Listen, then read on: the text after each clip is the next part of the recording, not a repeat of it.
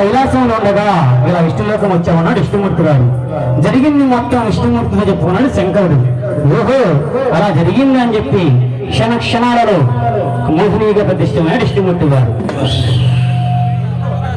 AD శంకరుడిటే వచ్చే పరుగులు తీస్తూ వస్తున్న భస్మాసు ఎదుటిగా విష్ణు రూపంలో ఉన్న మోహినిగా కనబడ్డాడు విష్ణుమూర్తి వారు. శంకరుడు సంగతి పక్కన పెట్టి, ఓహో సుందరి ఇంత అందముగా ఉన్నావు కదా, నన్ను పరిణయం ఆడతావా అన్నాడు భస్మాసుడు. మోహిని రూపంలో ఉన్న విష్ణుమూర్తి వారు అప్పుడు అంటున్నాడు, నన్ను పరిణయం ఆడాలంటే నన్ను నాట్యంలో ఓడించగలగాలని. అప్పుడు అంటున్నాడు భస్మాసుడు, ఓహో సుందరి భోళాశంకరంతటి వాడిని నా తపస్సులో మెప్పించి వరం పొందిన వాడిని నిన్ను నాట్యంలో ఏడించడం ఒక లెక్క అంటే నర్తన సుందర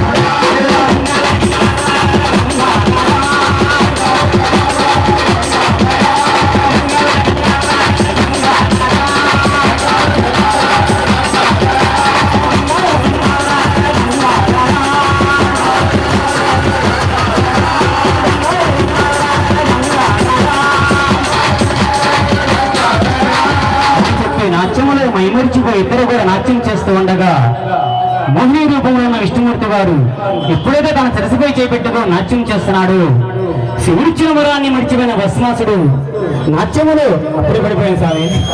నాట్యం భస్మైపోయాడు. అలా